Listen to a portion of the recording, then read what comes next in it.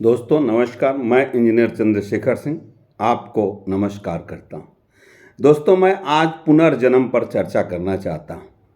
हमारे हिंदू सनातन देवी देवता धर्म में ये मान्यता है कि आदमी का जो है पुनर्जन्म होता है। तो आप ये विश्वास कर सकते हैं और नहीं भी कर सकते हैं कि जन्म होता है और नहीं होता है, लेकिन हिंदू धर्म में ये पुनर्जन्म की है। इसका गीता में भी भगवान ने कहा है कि बहुनानि येन वेत्तानि जन्मानि त अर्जुन जन्म कर्म च मे दिव्यम ये उत्सवः तत्वाकाय पुनर्जन्मम नेति स अर्जुन।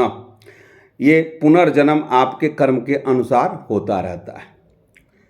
और तो मैं ये कहना चाहता हूँ कि आज जो मोदी जी का व्यक्तित्व है, जो भारत के चक्रवर्ती सम्राट की जो कुर्सी है, पीएम के पद पर बैठे हुए हैं, इसके पीछे अगर हम देखें तो आज से ठीक 2500 वर्ष पूर्व एक राजा हुआ करते थे, सम्राट विक्रमादित्य।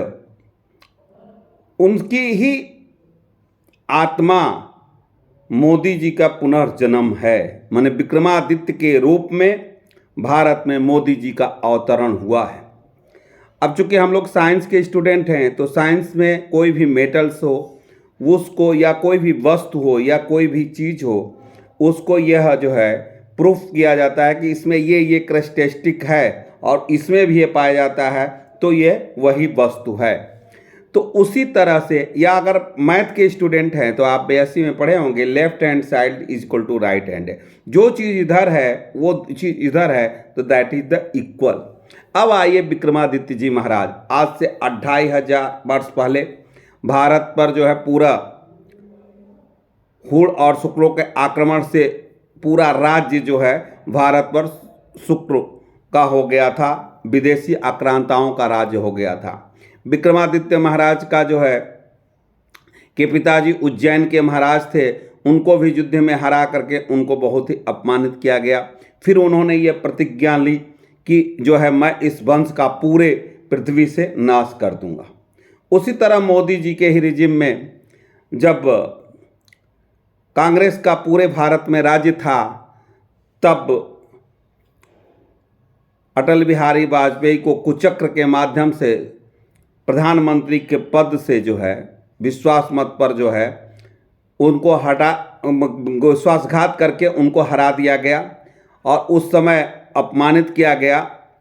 तभी नरेंद्र मोदी जी, जो एक छोटे बालक के रूप में थे, वो छोटे राजनीतिक के, उन्होंने प्रतिज्ञा लिया था कि इस कांग्रेस को पूरे भारत से मैं नष्ट कर दूंगा।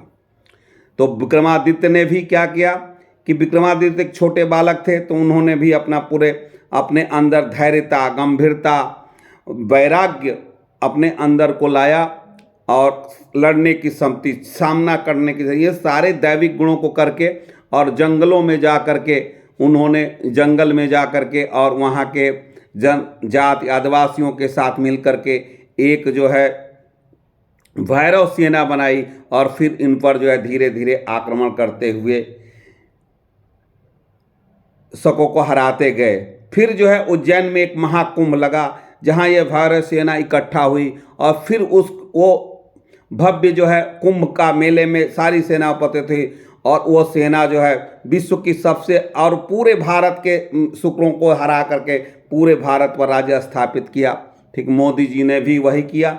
मोदी जी के भी रिजिम में 250 बाद जो है इलाहाबाद में भव्य जो है कुंभ का आयोजन हुआ। दिव्य आत्माओं का आशीर्वाद प्राप्त हुआ, देवता भी उन्हें आशीर्वाद दिए और उनके आशीर्वाद से कांग्रेस का जो है पूरे भारत से, कांग्रेस को हराकर पूरे भारत से उनका राज्य लगभग समाप्त कर दिया। उसके बाद पूरे देश में विक्रमादित्य महाराज ने सबसे पहले, आज से 250 वर्ष पहले, सोमनाथ मंदिर का निर्माण किया, उज्जैन को बसाया, जहाँ का वो चक्रवर्ती सम्राट हुए।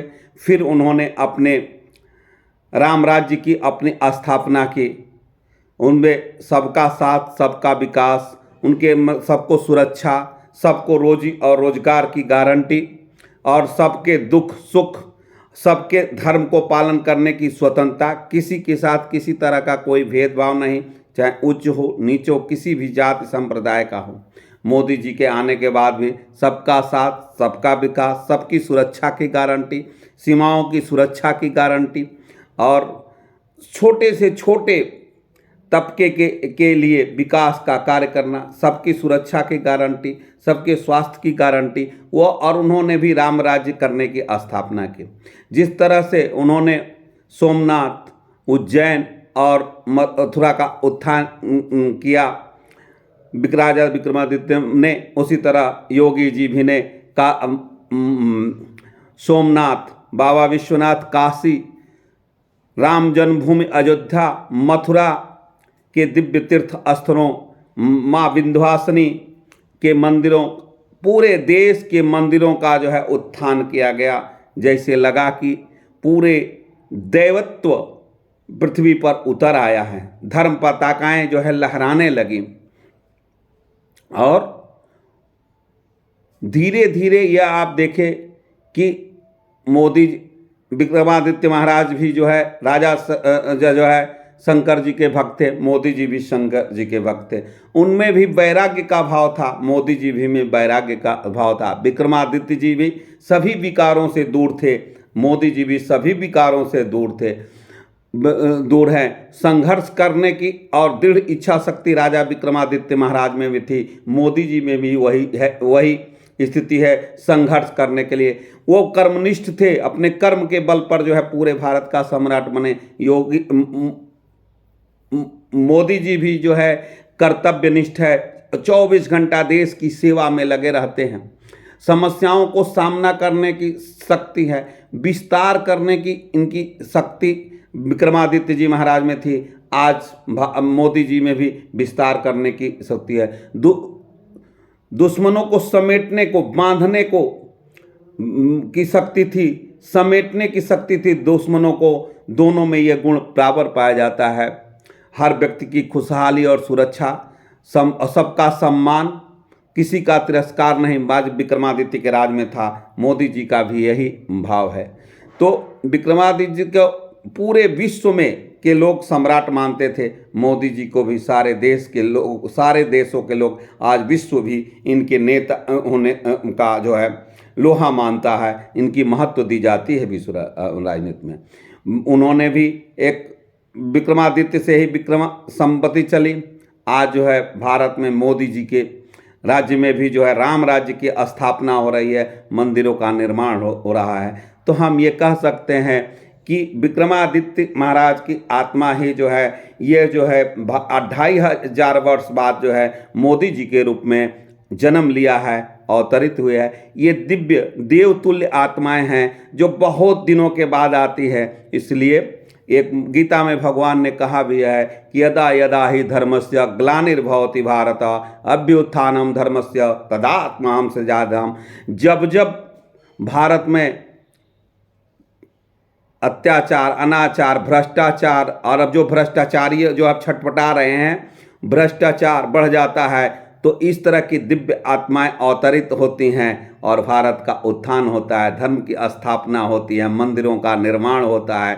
तो 2500 वर्ष बाद राजा विक्रमादित्य का पुनर्जन्म जो है मोदी जी के रूप में हुआ है। जय हिंद बंधुओं। अगर ये मेरा अपना विचार था, हो सकता है आप इससे सहमत भी हों और हो सकता हो न सहमत हो, लेकिन जो बहुत ज़्यादा पढ़े लिखे हों, जो अपने आप को साइंस टेक्नोलॉजी के विषय में बात करते हैं, तो मैंने यह कोई भी पदार्थ का क्या क्या कैरेक्टरिस्टिक गुण होता है और वह दूसरे पदार्थ में सेम पाया जाता है, तो उसी तरह यह आत्मा का गुण है, जो दिव्य आत्मीय गुण जो है अगर किसी महापुरुष का था और दूसरे महापुरुष में पाए, ये कहा जा सकता है कि ये उनका पुनर्जन्म है। अतः विक्रमादित्य महाराज की जो भी शासन प्रणाली, जो भी कार्य करने की शक्ति थी, जो भी परिलक्षित है, इसका वर्णन जो है आपको पुराणों में मिलेगा, क्योंकि कांग्रेस ने तो इतिहास में विक्रमादित्य को कोई स्थान ही नहीं दिया था। क्योंकि हमारे पुराणों में इसका, स्कंद पुराण में इसका, इस जो मैंने भी कहा, आप स्कंद पुराण में विक्रमादित्य के महाराज के विषय में इसकी पूरी चर्चा है, आप देख सकते हैं। अगर मेरे बात से आप जो है सहमत हो तो कृपया इसे जो है शेयर करिएगा। जय हिंद।